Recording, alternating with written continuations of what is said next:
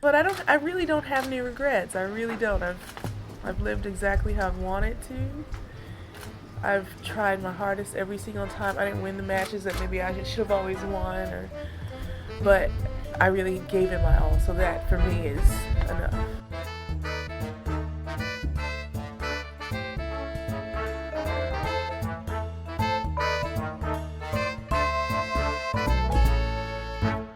Hi everyone, welcome back to the Body Serve. I'm James. I'm Jonathan. We're here to recap Indian Wells' Taylor's version. Welcome to tennis paradise. I would say purgatory at best. Have you gotten it all out of your system? Because I can assure the listeners that I have had it up to here with you complaining about this tournament these past 2 weeks. And it's not that there isn't reason to complain, but it's just one of your absolute favorite topics. Mm-hmm. And I understand, nobody wants to listen to that, so I'm not going to drone on and on the podcast about it. You all know, if you've listened, that it's maybe not my favorite tournament on the calendar. It's 8 years now of you banging on this drum. 8 years just recorded. What do you mean? Think of the time before that. Oh my God. From 2001 to 2014. Yes, and historically, we don't need to remind you of the many ways and the many incidents over the years why this tournament has lived up to your billing. Yeah, well, we will later in the episode. But to provide some context to other things that threatened their paradise label this year.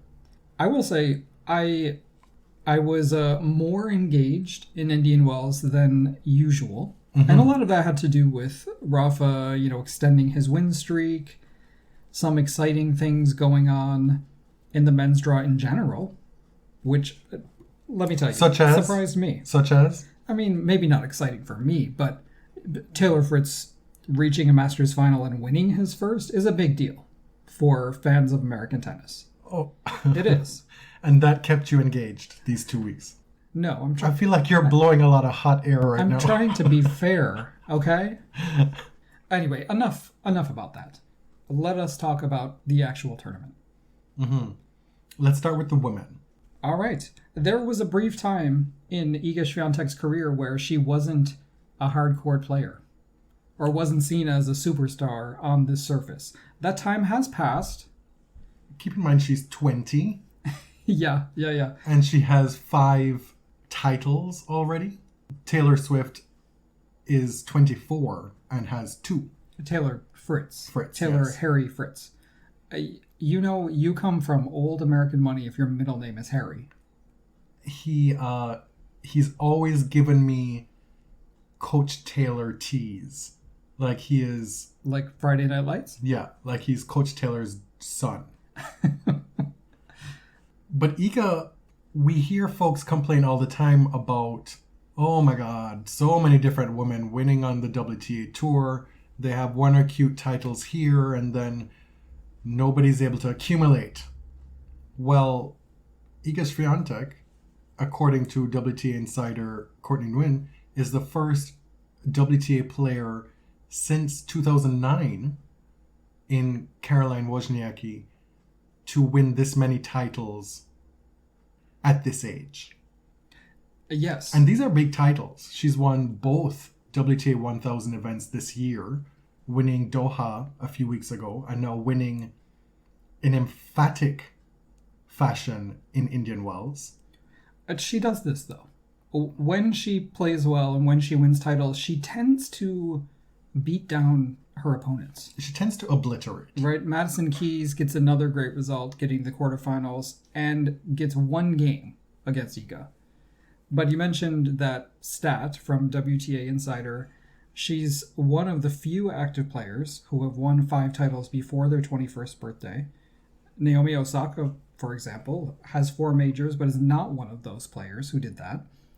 You have to look back to Kim, Venus and Serena, and then before them, or, retired players, Hingis, Ivanovic, I believe. These are huge names, right? And Iga is placing herself kind of in that category, or she'll get there soon. She's got to win a few more majors first. Sure, but she's not one of these one-hit wonders. No. And she's creating a bit of separation between herself and some of the other players who maybe have had similar success, but it's kind of difficult sometimes to decipher whose pedigree is bigger, whose ceiling is higher. You know, like, not everybody wins 15 titles in a year anymore. That doesn't happen on the WTA Tour. So when 4 or 5 players win 3 to 4 tournaments, who are the ones who are really, well, this is the cream of the crop. Right. And in narrow terms, there is kind of an eye test, like, who deserves number 2? The number 2 ranking, right? Because Maria Sakkari was very close to getting the number 2 ranking at this tournament. It was possible for a number of players. I don't think the fan and commentary world would have looked the same on her reaching number 2. It's deserved if you get the numbers, but Iga feels like a different level to me. Okay, I'm sure you could go back to the early stages and the early years of this podcast and find me saying things that would be contrary to what I'm saying now, but I would have been totally fine with Maria Sakkari being number 2, because there has been no more consistent player on the WTA Tour than her over the last 2 years. We're talking about somebody who made 8 semifinals last year, 2 semis at slams. She's now made 3 semis minimum this year. She hasn't won the title. She's also somebody who, I think the stat I heard them say on TV was she's lost 15 of her 19 career semifinals before Indian Wells. That's a lot of losing at the semifinal stage. Mm-hmm. But it's also a lot of semifinals. Right? Like, it, as you always say, she has incredible consistency. She's doing something that almost nobody is doing on the WTA, even if she's not getting to finals and winning them. But look at her performance in this semifinal. It felt like, in the same way that it felt like kind of a new Taylor Fritz and a new Carlos Alcaraz, it felt like a new Maria Sakkari. Well, Carlos Alcaraz is just new, period. Right. But she came into that semi against the defending champion, Paula Badosa, won in 3 sets, and it felt like a real turning point for her. You could tell in her response after winning the match. She was very emotional. The response was twofold. One, getting over maybe that semifinal hurdle, that bugaboo. And 2, the collateral damage of all those losses before. Being able to look at this as a triumph, as a real step forward. It didn't translate into the final, and that doesn't mean that the progress didn't happen. It just means she ran into a freight train. And that train is always going full steam in finals, it seems, with Iga Swiatek. And if you look at her as a primarily dominant clay player, this is the surface on hard courts. This is the hard court surface that would be most akin to a clay court. Right. The final wasn't great. And Iga didn't start great. Neither of them served well. After about 6 games, neither of them were even winning 50% of their first or second serves. But this is the test of someone like Iga. Can she get her head in the game, deal with the windy conditions, kind of remember who she is, and get over it, right? And that's what she did so much better than Maria. She's been here before. She has a lot more experience. And she's just a player who can turn on the power and overwhelm her opponent. It's easy for us to sit here and say for her to remember who she is. Because she's only 20. And what that means is that she's still figuring out who she is and what she can do. A lot of these experiences are still new for her, and it isn't the same as Serena Williams in her heyday being able to call upon past experiences in a match and be like, no, this is untenable. I am going to now flip a switch and wipe this person off the court. A lot of this stuff is still surprising Iga, and that's part of what makes a rise like this so exciting to watch. Mm-hmm. A bit more on Sakkari. I enjoy the fact that she is still on this journey with Tom Hill. She probably has one of the longest standing coaching pupil relationships going on tour, they seem to still really enjoy each other's company and their dynamic. And I like that they're staying the course and still able to push further and see results. Because a lot of times what you see is, okay, I made 8 semifinals last year. I haven't broken through. While it may not necessarily be your fault, Mr. Coachman, yes. I'm going to try something different. Yes, a lot of times on the WTA, like if a player feels that they're stagnating, the easiest thing is to switch out the coach. It's not always the answer, but we see that quite a bit. Simona Halep had a great showing at this tournament, and in the semifinal against Iga Swiatek, much has been said already, but she did kind of play a better set, and in tennis that doesn't necessarily matter because Iga played some key points better than Simona. But she, like competitively, she was really into this match. She was extremely pissed off that she lost the first set. Mm-hmm. And, you know, I will eat crow once again. I didn't expect Simona to kind of return to this level. That was a preemptive strike. Because I know where the next words out of my mouth are, how long do I get to regurgitate this on the podcast to be able to hold your feet to this fire that you thought that Simona Halep was on the downside of her career? If you're a Simona fan, this tournament has to be very encouraging. Beating Kirstea 6-1, 6-4, taking out Martic with the loss of 2 games, and stacking up against Iga this well. She is still that girl. You know? The one who's going to chase down every ball, who can still chase down every ball, who can still create power, redirect with power, still has the desire to do what she needs to do on a tennis court to be successful. Because that takes a lot of effort. Mm-hmm. It's kind of shocking to see her ranking this low. I think she was seeded like 24 in Indian Wells. But I think she's going to take that ranking higher over the next few months as we get to clay. There are a lot of players that it's shocking to see their ranking this low on the WTA Tour. There's only so much room, right? Like the top 20 is really stacked and it's really close. The top 50. That said, the top 10 is where it's at because we're now seeing the players who have been the most consistent over the last year. Their ranking reflects their performance. It's so top heavy now. Mm-hmm. There was a lot more parity in terms of being able to have one really breakout performance and jump a bunch of spots. Now, the top 5-6 players in the world, they've got a lot of points in their bag. Like they can coast for a little bit if they need to and rest on those laurels of their performances of the last year. Mm-hmm. But between ranking numbers 3 and 8, there's less than 900 points between them, right? There's a lot of noise that can be made. In Miami, there were 3 or 4 players who, at the beginning of Indian Wells, could have reached number 2. Mm-hmm.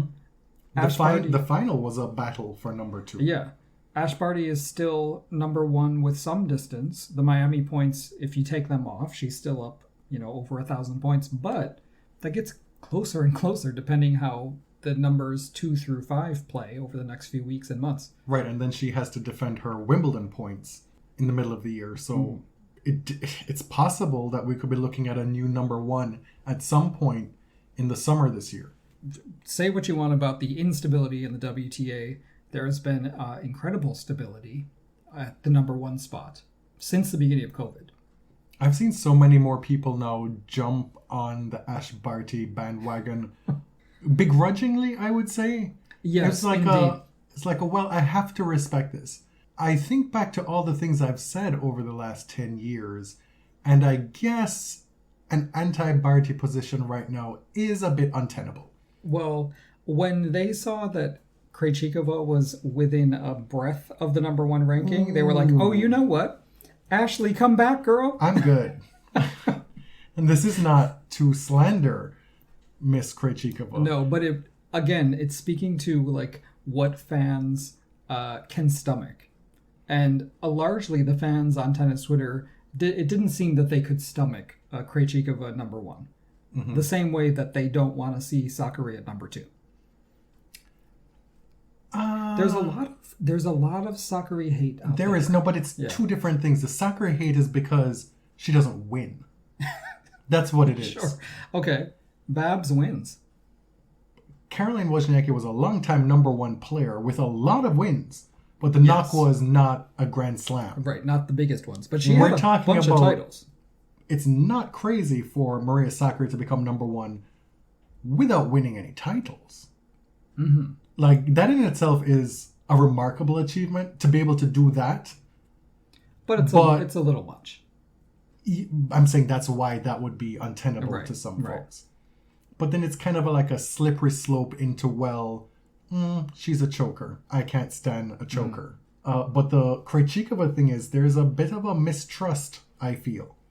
A mistrust in her on-court tactics. Mm-hmm. There's a mistrust of her wearing just one kit through all her success. The structural integrity of that necklace.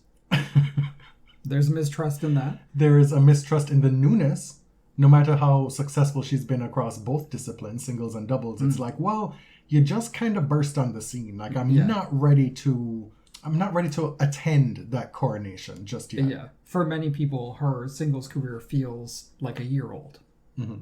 Anyway, the point is, the perspective on Ash Barty now is a bit different, because I think people, for better or worse, have made their peace with who she is, how she does it, and her success. Right.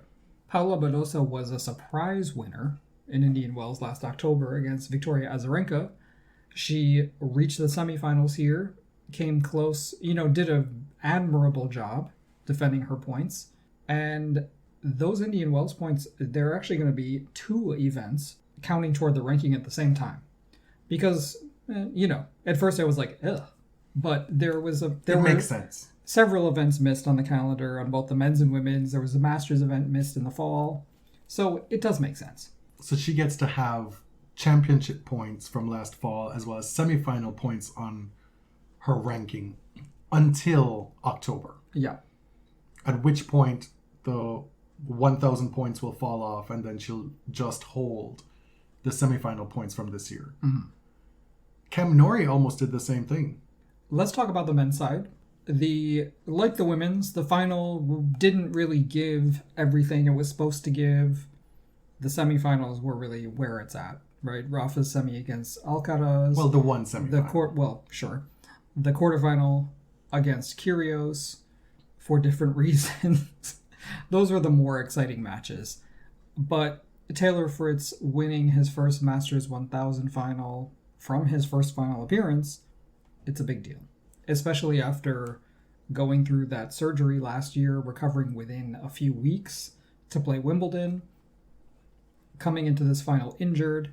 His coach, Paul Annacone, reportedly advised him not to play the final because he turned his ankle. Was that before or after he was interviewing Rafa, his would-be opponent? Was that before or after he was commentating the Fritz final himself? Right. Are these conflicts of interest even worth getting mad about? Because they're so blatant and so absurd that at this point I can just laugh at it. Taylor Fritz has chosen an impeccable time to have this result because he signed on to do that Netflix docuseries. Mm-hmm. I hate this thing. I hate everything. You're inclined to hate everything? I hope it fails. You're inclined to hate everything that's new to begin with. Do you know what? You've even told me that you refuse to cover this on the show when it comes out. And I told you, matter-of-factly, get your head right. Can we pirate it? Because I don't even really want to give it a click. You can do whatever you want. Netflix canceled Babysitter's Club, despite being successful. They canceled One Day at a Time, but we're going to have to deal with this bullshit. Anyway, I swear I'm not that sour most of the time. The thing is, okay, of course I will watch the tennis docuseries. That's on the record now. Because I have no choice. But it's not for tennis people, right? Like, tennis people will watch it, but it's not for us. Sure, but I think you have to go into it knowing its limitations and your own agenda. So for me, going into that, we cover a tennis season on a tennis podcast. I will remember how I viewed it. And I think it'll be interesting to see how it's presented through non-tennis people's perspective, per se. And how the events that we covered in one way may be covered in another way. Right. And there's discourse that can be had about that for various reasons. I mean, getting a behind-the-scenes view of pro tennis is fascinating. And I hope that more fans get to see that.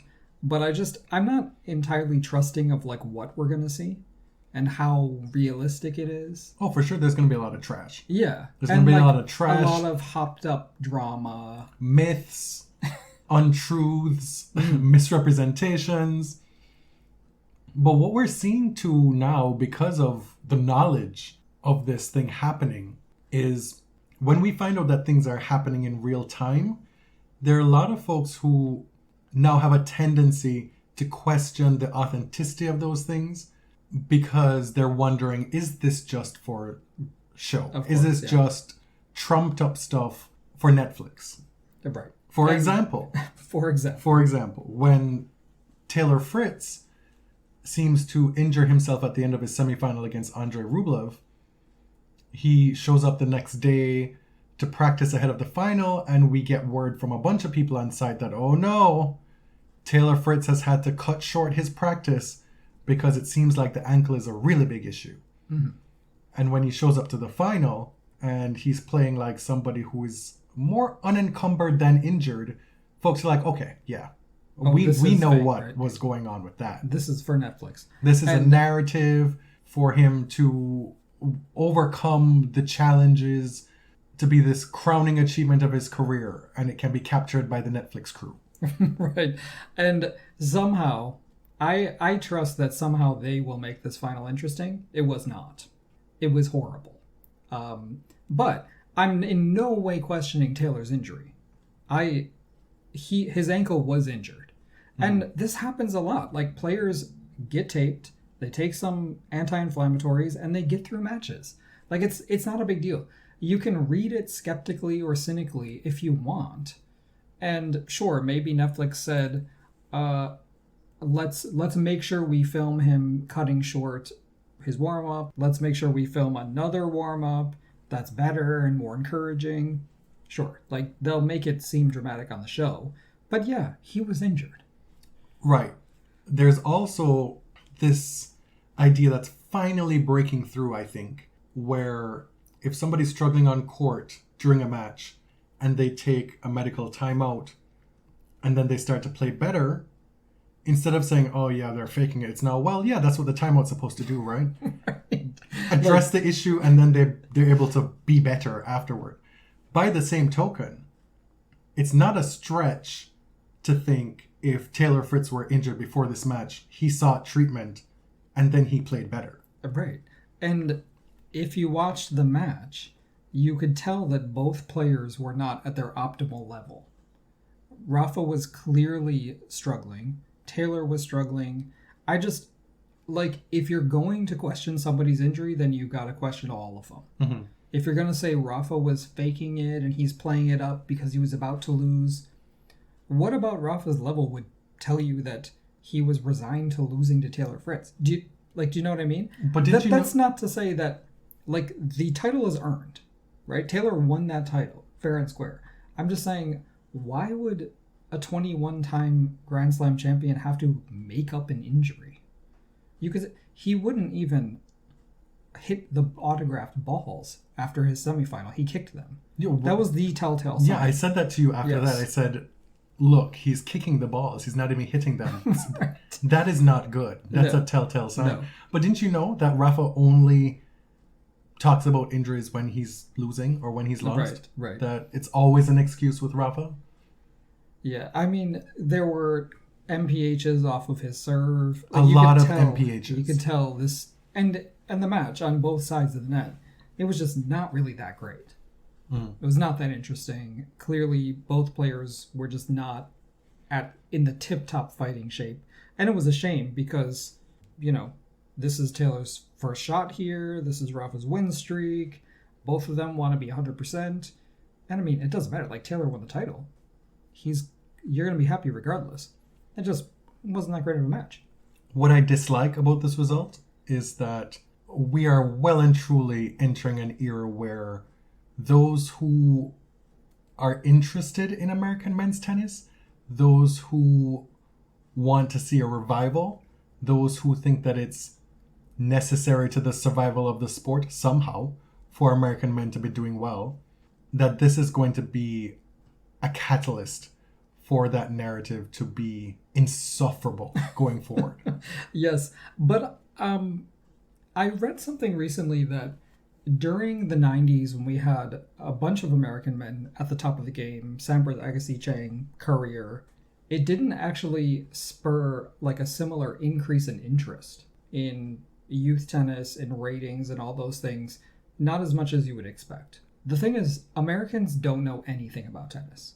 Even when there are Americans winning at the highest level, it is like a third tier sport. It's never getting above, 7th or 8th on the ESPN banner. You can even go to tennis tournaments, and fans at tennis tournaments don't know the Americans. Yes. So it's a myth, is what you're saying. No, I'm saying that Tennis Channel and ESPN is going to harp on and on about American players, but that doesn't mean that the population at large knows anything or even cares that Americans are doing well. Yeah, so the idea that it's meaningful is a myth, is what I'm saying. Yeah, and I think more than ever, we're in this post-national world where tennis fans like anybody, whoever they want to like. And it's not really tied to geography. Also, we know that the biggest hurdle to the development and the thriving of tennis is the fact that nobody can watch it. Yeah. You have an entire channel called the Tennis Channel, and oftentimes you can't watch live tennis. Or you've paid for TC Plus, but the match is not on Plus. It's on the cable version of Tennis Channel. And I mean, I don't know. In Canada, we're lucky because it is actually pretty easy to find live tennis. And we pirate stuff, to be honest. That's patently false. No, but we pay for TSN. Mm-hmm. You can watch a ton of live tennis on the app, whatever, because we don't have cable anymore. But in the US, it seems like y'all are having a lot of problems finding tennis. Right. So when people say that tennis is struggling in America because we don't have tennis stars, no. Well, is it the chicken or the egg? No, the issue is America and many countries and societies in the world are entirely patriarchal and sexist. You had two of the biggest sporting stars in the history of all sport for the last 25 years, and that didn't move the needle. Why was that?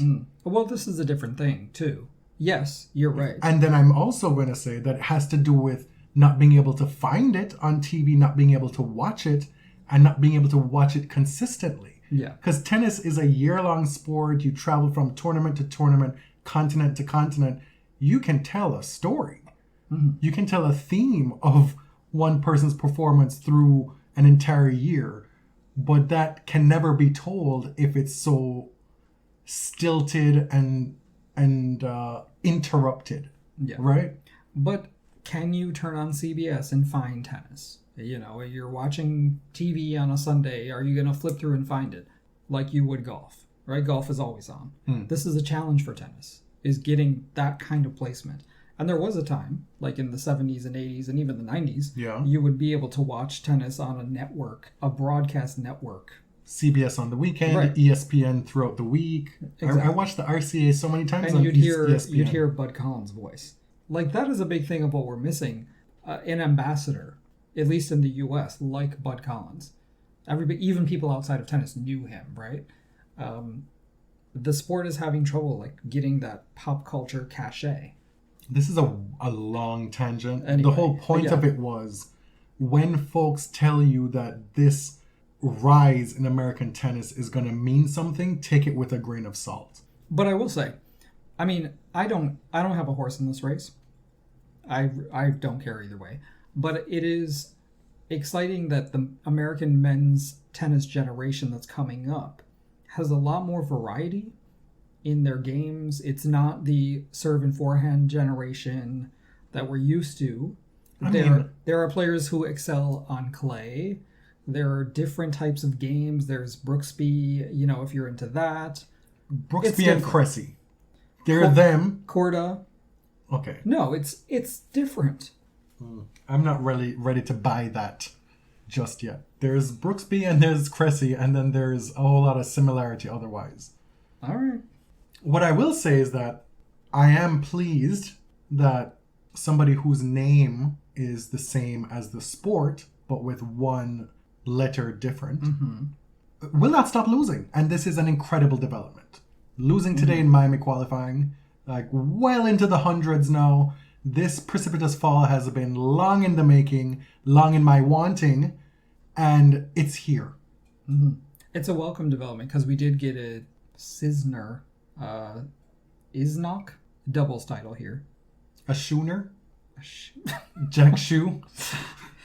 Anyway, that's all we're going to give to men's doubles at this tournament. Getting back to men's singles, Nadal Alcaraz was the marquee match of the last half of this tournament. This was supposed to be a torch passing moment. So let's get this out of the way. Carlos is the real deal, or he appears to be. He competes incredibly well. The power and the hustle and even the volleying that he has, like, he's got a lot going for him. The hyperbole is a little bit much. And I always caution with younger players, like, just let them live, right? Just let them develop, celebrate what they do well, and just chill. I saw someone try to add him to a list of the best returners in history. We have a sample size problem here. He's 18. Okay, he may be there at one point, but, like, everybody just chill. He could develop the yips next week. Right, like, just enjoy, observe what's happening. We've been promised so many next great talents that haven't developed. And I mean, if you're looking at his performance against Rafa, that is an amazing sign that he's the real deal. But, like, just cool your jets for a minute, right? He's done a lot of firsts already. He's done a lot of, he's the youngest since. Right. And those senses are big senses. They're mostly Rafa. Yeah, compared to big names. Yeah. The ATP doesn't have a lot of prodigies anymore. A part of it is the way that boys and men's bodies develop, but... It takes a lot more than just physical strength and physical development to develop into a top ATP player. Yes. And a lot of those et ceteras, he seems to be on his way already. Some of his defending on court, elite, calls to mind Djokovic. The nimbleness, the flexibility, the being able to put not just one more ball in play, but multiple more balls in play in the same point. That stuff is not usual or typical for somebody of his age on the ATP tour these days. Right? I really enjoy his willingness to come to net and defend at net. There were a few points against Rafa that were simply breathtaking. There was one I can recall that I cannot even believe he made it to net to hit this little stab shoelace volley that dropped dead on the other side. Just the hustle was remarkable. The thing that stood out to me most in this match was how he adapted to the windy conditions. In that second set, pretty much the entire second set was played in a windstorm. Only sheltered by the massive structure of center court. Outside the stadium was like a meteorological event. You're laughing because... It was a struggle to get that word out. It'll be edited out, but it took like at least 6 or 7 times, and I still didn't quite get it right. It was not great inside the stadium either. The second set was not enjoyable to watch. It wasn't enjoyable for either of the players, but surprisingly, Rafa was not the player more adapted to the wind. We've seen and we've been told over the years that Rafa is one of the best wind players. Right. And so conventional wisdom had it that being up a set, this would definitely be to Rafa's advantage. as it turned out, Alcaraz shows great adaptability. He went almost exclusively to chip returns. He wasn't going full out on the returns, just trying to get the ball back in play. And he had a lot of success with it. I was blown away by that part of it. And you said that the set wasn't enjoyable. It wasn't. It was stressful, but also there was some intrigue and, frankly, some enjoyment for me watching these two players try and navigate this situation. Yeah, but I kind of felt the frustration. It just, at one point it was like, are they going to call this match? The conditions seemed so crazy that you would think one of them would risk getting hurt trying to adjust to a ball or sort of lunge to a ball that they're out of position to hit. But it's not make a mountain out of a molehill. It happened. The wind calmed down a little bit in the third set, and the match really could have gone either way until the very end. Right. Right? Like, I think it was that 4-all game, Alcaraz missed one important point, and then it was kind of done after that. He still has work to do on a lot of facets of his game. He's a bit too inclined to go all out from the ground. Like the match was entirely on his racket through the first half of the first set. But when you start missing, then it becomes a problem. And even though the match was on his racket to start the match, he was still giving Rafa so many break chances. Rafa had 17 break chances in the first set. Yes. 17. He converted 2 of them, but Carlos also broke. Right, but Carlos's service games were a struggle in the first set. And the comparison is often made to Nadal, saying that he is the heir to the Spanish throne. But to my mind, there's way more Djokovic in his game than either of Nadal or Federer. And with that comparison in mind, consider too that Djokovic also struggled a lot with his serve earlier on in his career. So when you're looking at Alcaraz and his development and what's to come, the thing that could really set him apart is if he develops a lethal, elite serve. And, sorry, correction, Rafa broke 3 times in the first set. Alcaraz broke twice, but that was 100% success rate for Alcaraz. I also like that Alcaraz appeared happy to be there, and that manifested in not being perturbed by the conditions, not being awed by the opponent, just showing up and showing out.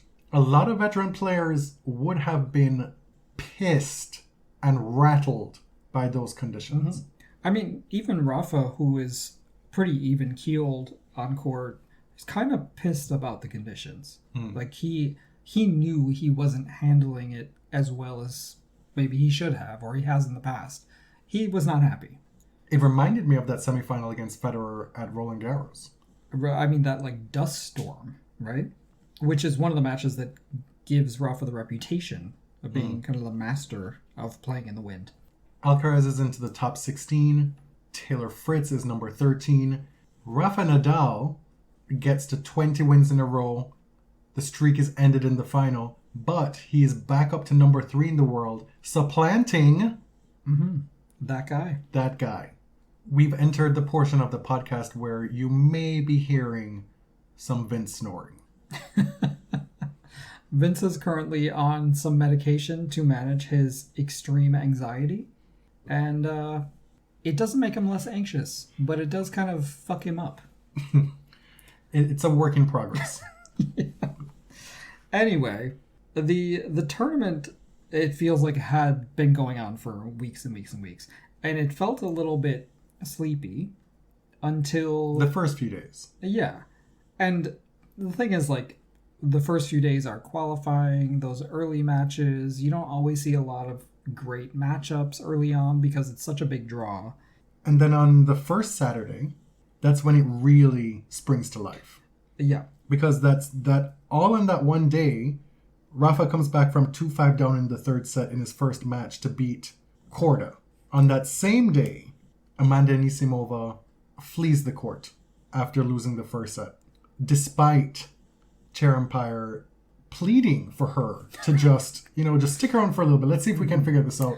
And she was like, She dismissed herself. And the Naomi Osaka debacle. Nick Kyrgios, after winning doubles at the Australian Open, comes here and says that he basically has a new lease on life. He has a new girlfriend, and basically the love of a good woman changed him.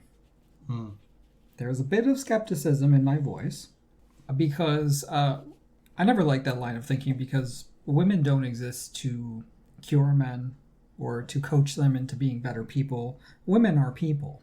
To fix them for the next one, to reap the rewards. Because I necessarily means that like the previous women were just not good enough, or not the right woman, or bad for him. This girlfriend has changed his entire outlook on life. And if that's true, that's great. But like, sometimes those things need to come from within, and you need to just let women be human beings on their own. And frankly, if that's what you're claiming, it was not borne out on court. So there's that. So I don't think we're going to do like a whole discourse on Nick, because we've been there over the years. The good things: he won 3 matches in singles here. Then he got a walkover versus Sinner, and he played a very good match against Rafa, reaching the quarterfinals in singles. Was not too far away from beating Rafa and reaching the semifinals. The demeanor and the personality didn't feel too different, though, right? There was a lot of screaming. There was some childish towel drama. There was berating and belittling of Carlos Bernardes twice. Carlos Bernardes is simply not the one. There was a point, always ready. There was a point in that match where he looked at him and cut his eye. He's like, not this bullshit again. Like, I'm sick and tired of dealing with this shit. That's what that look gave. Right, so again, you have a player who believes that Rafa is getting preferential treatment from Carlos Bernardes, of all people, right? Nick got several code violations, got to the point of point penalty. Carlos was actually quite kind and judicious, because he did not raise the temperature and he didn't go to game penalty. Right? There were a lot of outbursts, personal attacks, profane language toward the end of that match that could have raised the level to game penalty, and he didn't go there. So credit to him. Like, he knew what had to be done. But Nick the thing is, like, he laid the groundwork later in that third set for basically, I've lost.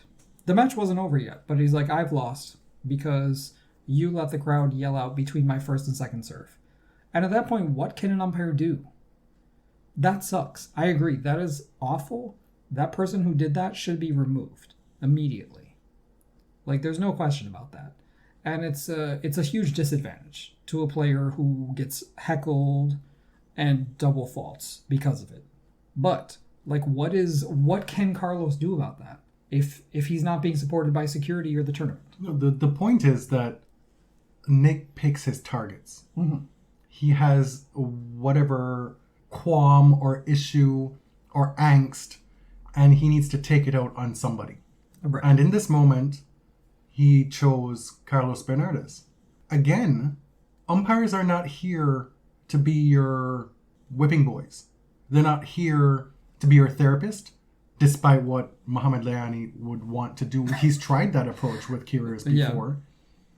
They're here to call a game, to do their job. And so whatever verbal, emotional, or physical abuse you're inclined to level at them, that is completely out of pocket, totally unprofessional, should be sanctioned, and it's not. The ATP has now made it clear that you can do whatever you want to the umpires, and your punishment will be minimal. An umpire can default you from a match, but what will happen after that? Like, will the ATP smile upon that? I don't know. In that first set, Kyrgios had the lead. He had that set in the bag almost, let Nadal back in, and then in that tiebreak, he goes down 6-love. And that's when he targets somebody in the crowd and cusses at them right before he was about to serve. Point penalty. Down love 6. And that gives the set to Nadal. He tanked the tiebreak from 3-love. As soon as he went down love 3, it was done. Right. He didn't really try, right? And then he tanked the final point. It's just like, do what you want, but the constant, like the droning on from tennis TV, from the ATP Tour, that this is great for tennis. Are you not entertained? No, I'm not entertained. Actually, I'm disgusted. No, not really. It's the insistence that we have to like it. Mm-hmm. It's annoying to me. This is a sport that has advertised itself based on bad behavior. You cannot be serious. Right. How many times have we seen that McEnroe has made so much money in his post-playing career based on that one catchphrase, right? And what that really is umpire abuse. That's what that was in the moment. Right. And it was sold as entertainment. Bratty behavior. Sold as entertainment. The tours, tennis profited from it. And now this is the legacy of that, to my mind. You know who we don't see celebrated for that kind of behavior is anyone with an XX chromosome. Mm-hmm. Right? Like only men are sort of celebrated and seen as entertaining and good for the sport if they act like that. Right, and I don't think it's entertaining either when women do it. And Nick has been disadvantaged and he has been discriminated against because of his race, because of his color. And it is hard to separate those things. But at this point, it just feels like Nick is self-defeating. It's not because at this point. you also have to just hold people responsible for their behavior and how they treat other people. And people that they view as under them. It's not at this point. The point is, this is who he is and who he's always been. There's this desire to talk about Nick Kyrgios in the conditional. Well, what if, in the hypothetical, what if he did this? What if he took the game seriously? What if he worked out? What if he paid attention to his physical fitness? What if he got a coach? What if he saw a therapist? What if he did this? Then Nick Kyrgios would be unbeatable. Then he could come close to realizing his talent. There's no what if anymore. But there are so many players who never reached their potential, whose mental game never matched their talent, their prodigious talent, right? I don't know why the sport isn't past the funeral stage, like that mourning stage. Because, yeah, he's talented, but, like, why are we still... Because if you attend that funeral, you then have to concede that the antics are what they are. They're no longer something that can be fixed. They're no longer something that's just, well, it's one little hurdle in the steeplechase of Nick Kyrgios' career. I don't want to be reductive and reduce him to just being this one person, but this is all he's shown us. So fine, hold out hope for Nick Kyrgios charting a different path, but stop force-feeding us this idea that Nick Kyrgios is going to change, that we should be holding out hope for what if he does this. Like, we're long past that. You know, it's to the detriment of trying to better the sport and to protect umpires and to move past this celebration and idolization of bad behavior from men. No matter how hard he's had it, what he looks like and where he comes from plays a role in how people target him, that is still a part of who Nick Kyrgios is. But y'all don't want to talk about that. Y'all never talk about that. Well, so let's not pretend that this is not just about you wanting men to get away with whatever under the guise. Maybe they should talk about that. They should. About Kitty Chiller and how racist she was. We've talked about this on the show, and that's part of our fatigue because that's not seeping through the discourse anywhere. Nobody wants to talk about that. So I said there wasn't going to be a whole discourse, but I guess there was. There was, of course, the incident at the end of the match where he chucked his racket across the court. We haven't even talked about that. It bounced. It came close to hitting a ball kid. The kid moved out of the way.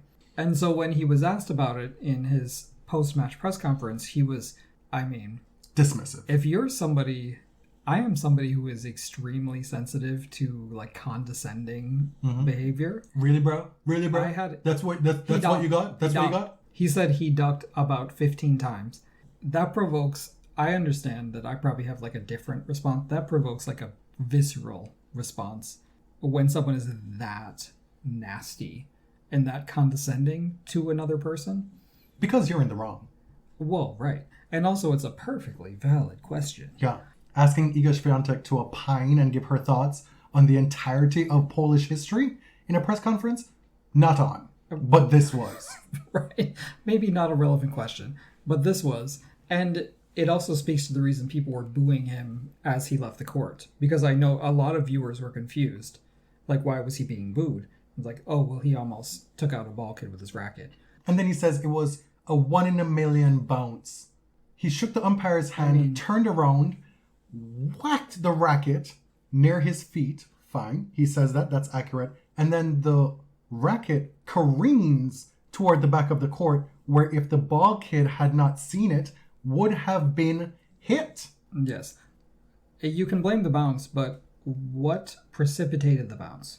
It was the racket leaving a human's hands, right? Was it an act of God? Was it a windstorm that blew the racket out of your hand to hit the court? Like, you did this. Right. Your intent, as with Djokovic at the US Open, does not matter.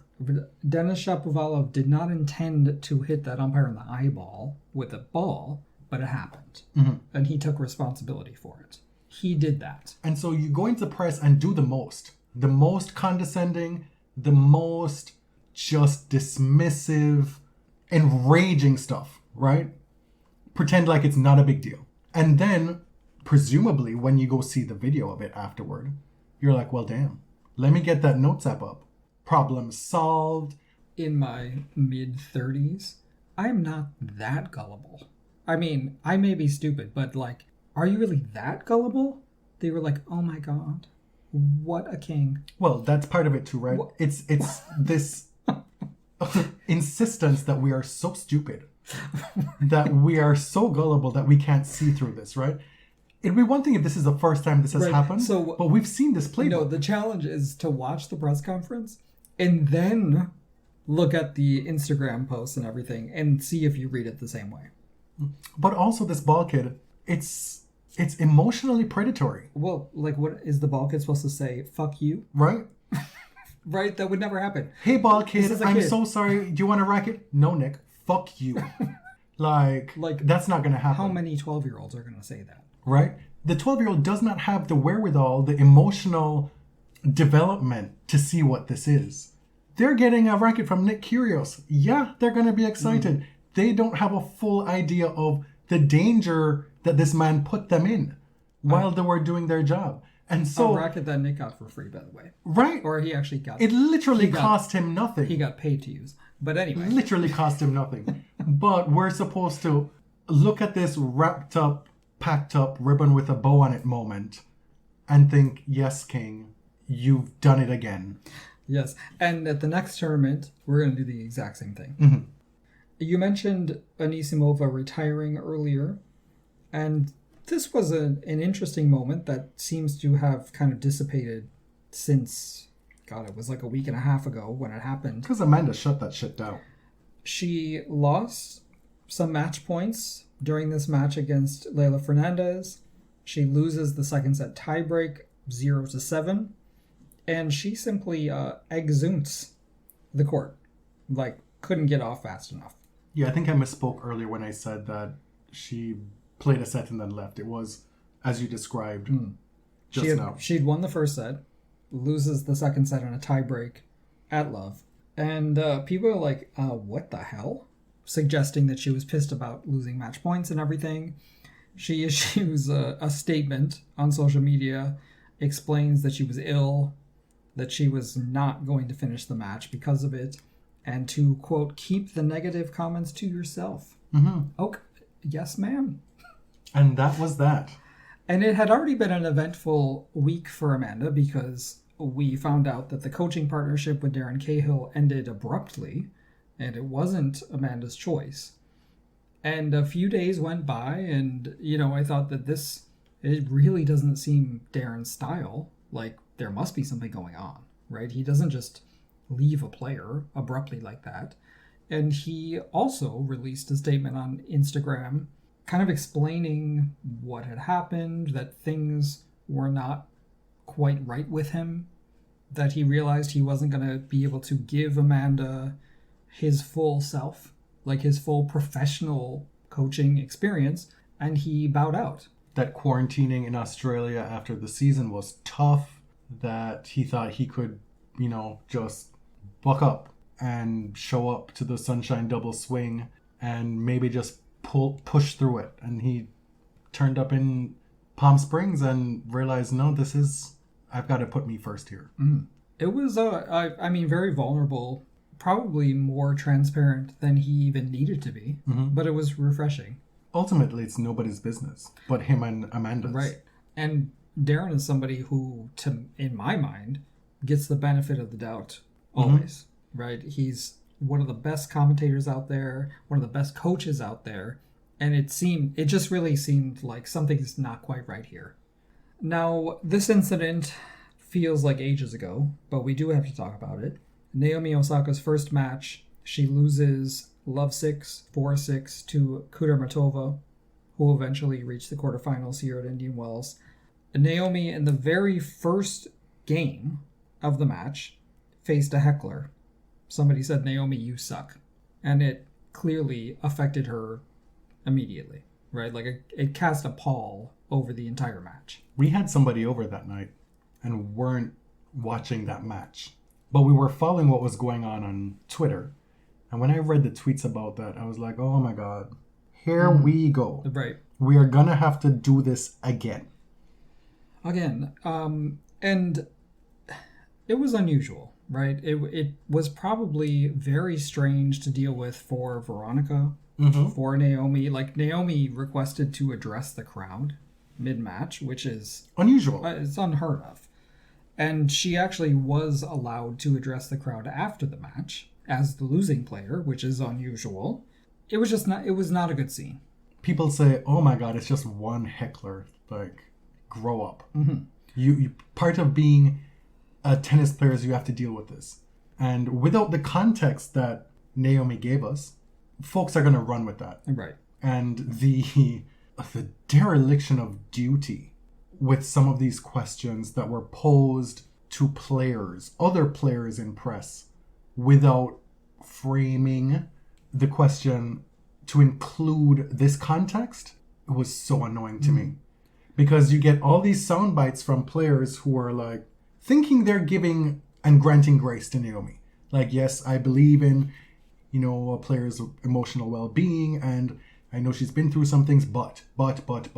Right. There's no but here. And a lot of, some more unscrupulous people are only going to share the but. Right. On social media or in their stories. And there's no but here. So Naomi actually did preempt sort of this criticism that all tennis players are heckled in her post-match comments. So give the context here. She said, "I've gotten heckled before, and it didn't really bother me, but being heckled here, I watched a video of Serena and Venus getting heckled here, and if you've never watched it, you should watch it.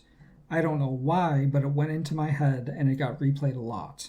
Tennis fans know exactly what she's talking about. It's what prompted a 14-year boycott from Serena, a 15-year boycott from why Venus. You hate this tournament. And, okay, if it triggers me that much, a white man, Naomi was a child when this happened. She was probably not conscious of it, but she learned about what happened at Indian Wells. She probably read Serena's words about it in her memoir and in various magazine articles. She lived through Serena and Venus returning to Indian Wells. She lived through Serena's return, which she paired with this partnership with the Equal Justice Initiative, which was first and foremost political. Like, everything about Serena's return was conscious. And we can go back and forth a million times about whether or not Serena should have returned or if it was a good idea. Or that's none of my business. But this is a moment in American sporting history that's going to be triggering to a lot of Black people. That's it. These were two incredible champions, Americans. They were 2 hours from their hometown, and they were treated like shit at Indian Wells. It was, pretty terrible to watch. why should it be a surprise that Naomi is not only cognizant of what happened, but feels connected to it? Especially after living through the Black Lives Matter summer that she was squarely a part of in 2020. So her first major, she was booed as the winner, which coincidentally was Serena Williams was part of that match. And many people have blamed Serena for that booing, right? Or the trauma that Naomi suffered during that US Open final. Naomi has been criticized, mocked, set up as a punchline because of her refusal to do press at the French Open last year. And similarly to what you were saying, that players were asked about it and sort of led in a certain direction, everybody was asked about Naomi's refusal to do press. And not everybody answered well, and not everybody was given the chance to answer well. There were a lot of reporters doing reporters' work in framing Naomi's opting out in a very specific way, in a selfish way. And I think the way that we talk about mental health and wellness also clouds this whole thing. A lot of this like mental well-being thing is viewed in a really apolitical way as you should do whatever makes you happy. And it's not that. That's not what mental health is. You know, it's not just some feeling. Like there's science behind this. But the entire way we've talked about Naomi's mental health through the French Open last year till now has sort of clouded the issue, right? That anything that happens to her or anything that she expresses is a reflection of her fragile mental health. Which people already thought of her as a fragile person before this happened. And then you have people like making prescriptions about what she should do to fix herself. We want there to be progress in sport, but why it's so maybe doubly difficult for progress to happen in sport is because there's this inherent cultural bias built in whereby we allow all these things to happen and take them for granted as par for the course. As well, this is what sports are. You have to deal with these things if you are going to be successful. And your ability to deal with them is what makes you a champion, a large part. The people who can't deal with this stuff, that's why they're not champions. And right. And in many cases that's true, right? Serena and Venus have dealt with an inordinate amount of sort of extracurricular pressure and racism and trauma. And misogyny. That someone like Misogynoir. Roger or Jimmy Connors like did not have to deal with, right? But that doesn't mean that everybody who follows them has to suffer in the same way. Mm-hmm. And because somebody suffers less than what they went through, then we want to talk about it as less legitimate. No. We're talking about 20 years on. We're talking about a speedy development in public discourse around these issues. I should hope that there has been progress. Right. Is this not what we should all be hoping for, that the people who come after don't have to deal with the same things? That maybe those things still exist, which we know racism does. But the fact that Naomi Osaka might not have had to have had as difficult a set of cards dealt to her doesn't... Isn't that good? Right, it's good, but it also doesn't diminish her feelings about the matter. You can't weaponize that to then say, well, Serena and Venus had it worse. Like, what are you complaining about? I think a lot of people, myself included, they use that negative talk and inflict it upon themselves too. Mm-hmm. You know, Yeah. like, I think a lot of people who say, well, that person had it worse than you, they probably also turn that inwardly and sort of diminish their own struggles. Yeah. Which sucks. Like, it actually makes me sad for them. Like, I went through this in my personal life, and I'm not even a professional athlete. I'm not even making millions. I'm not even doing something that I love to do. So why are you complaining? Yeah, that's true. But it doesn't mean that another person's suffering isn't also real. Anyway, I can tell you, watching this and watching Naomi cry in her post-match interview made me livid. Like, it made me so angry. Because it brought back so many memories of what has happened here before, and just this sort of need to kind of pacify this crowd at Indian Wells and hope that they're on the right side of history because they weren't in 2001. Two things. You have a rule that you do, and you try to impose that rule on me as well, that you do not tweet before going to bed. I try. You did not follow that night. And I cussed. Yeah, you were very annoyed. I was really mad. Because it's the gaslighting that I can't deal with. It's the gaslighting about, oh, why don't you believe Nick is sincere when he reached out to that ball kid? It's the gaslighting about, why would Naomi be impacted? Or why would she be triggered by an incident like that? She was only 3 years old. How would she be affected by that? The thing is, that person knows, and they're just goading you. I said two things. The other thing, if we ever go to Indian Wells, one of the first and only things that we'll be doing the entire time we're there is sitting in that crowd and watching and looking for how people are behaving. The MAGA hats? To pretend like this is no longer part of the history of this tournament, that it's now fully morphed into tennis paradise. There are no more blemishes. We have put this all behind us. That's crazy to me. So when this happens, my first response is, yeah, of course, if I were there, I would have been looking out for that as well. That would have pinged on my radar immediately. And this was one of our concerns when Serena went back, when Venus went back, that it was something they personally needed to do and wanted to do, and more power to them. But we feared that one of the offshoots, one of the net effects of it, would be a whitewashing of what happened. An opportunity for folks to just carte blanche say, well, we are moving on from this. We have dealt with this. It's in the past. It's no longer who we are, which you don't just move on from that. It's a continual being better, and continually trying to nip things in the bud to make sure that this doesn't happen again. But instead what we have is an inclination to minimize Naomi's experience here, using biases that we have against her from all manner of things in recent history to then undercut what she's telling us explicitly in this moment. That was one of the things that upset me most too. Right. Naomi, she wanted to do it after the first game. She probably knew how this was going to turn out, how this was going to be used against her. And yeah, that's unconventional. I'm not here to tell you whether it should or shouldn't have happened or been allowed to happen after that first game. That's not how tennis works. Fine. She got her moment after the match. She told us. That's the end of it. Yeah. So don't be trying to talk about this after the fact without including that. That's the bare minimum that we can do. If you don't want to agree with it, if you don't want to think it's valid, do that on your own time. But we cannot. How many times have we talked about this on the show?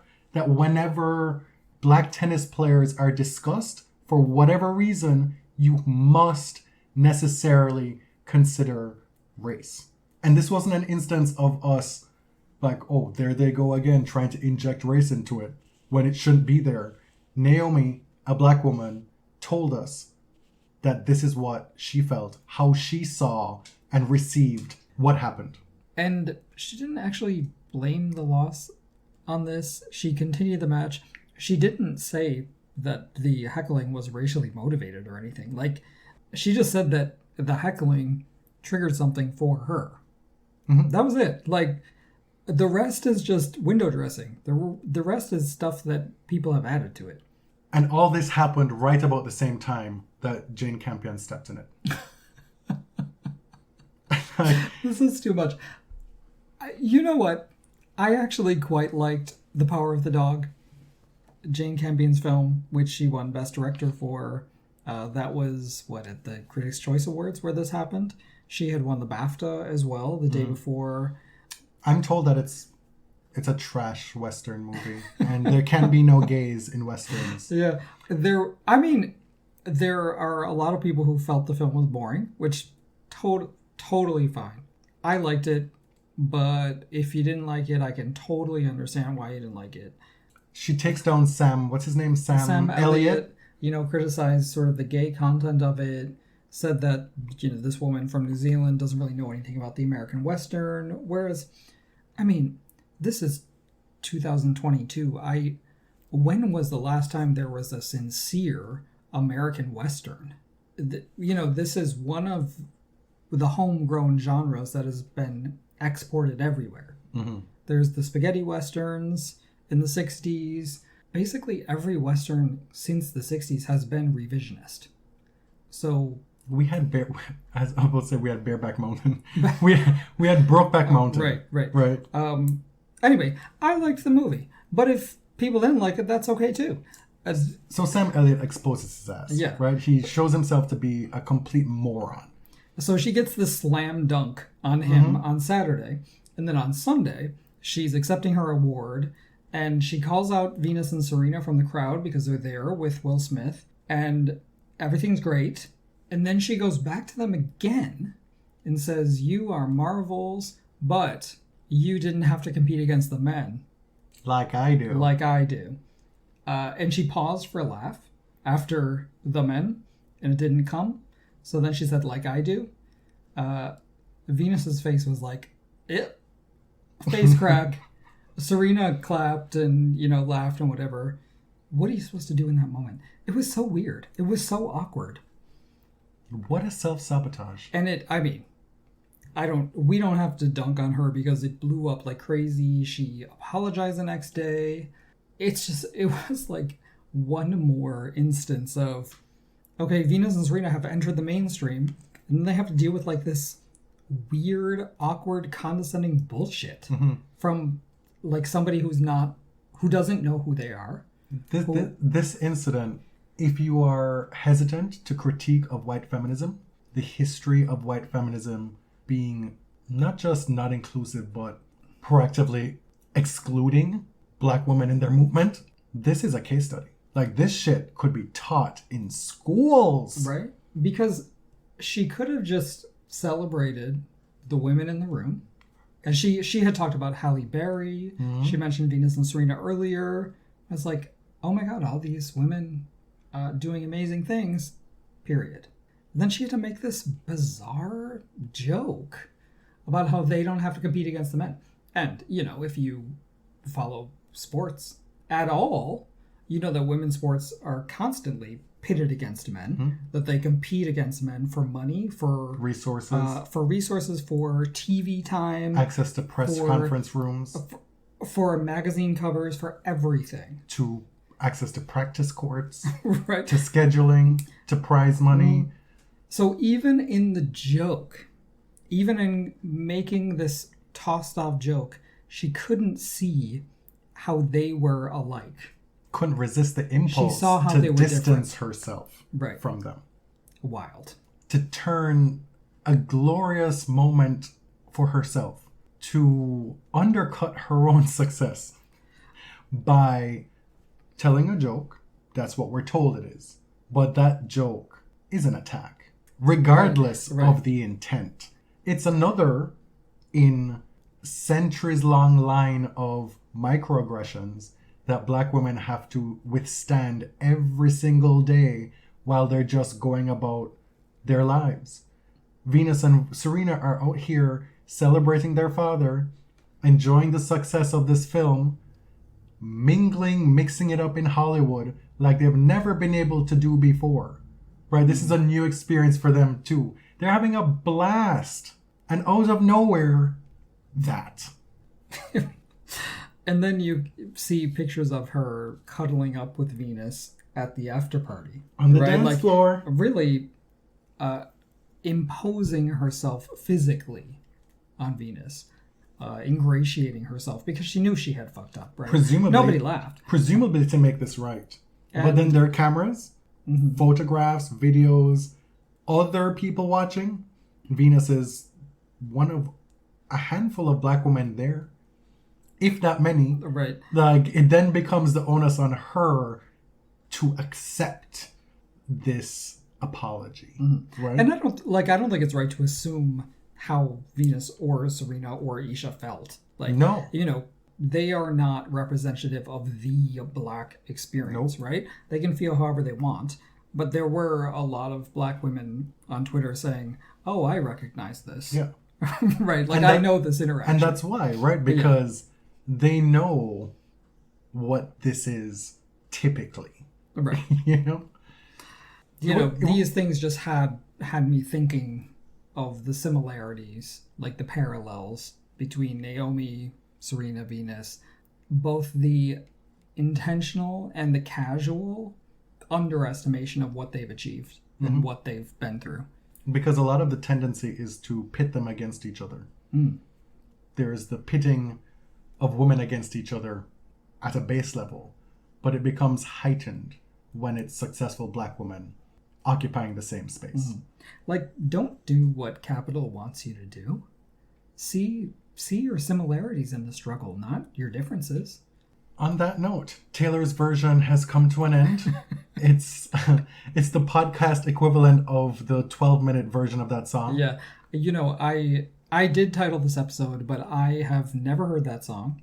Never heard the original. Never heard the Redux version. Do you have the desire? No. That's on me. I guess that's a blemish on me. My lack of curiosity. Okay. Thanks for listening. My name is Jonathan. You can find me on Twitter at tennis_John. And I'm James at ElliotJMR. 2 L's, 2 T's. Find everything BodyServe related at linktree.com/thebodyserve. Thank you to those who gave us a review last time. We so appreciate it, and we look forward to more 5-star reviews incoming from all over the world. Till next time. I always try to be the best at whatever I'm doing. And if I'm not, I still tell myself I'm the best. You gotta believe it, right? I mean...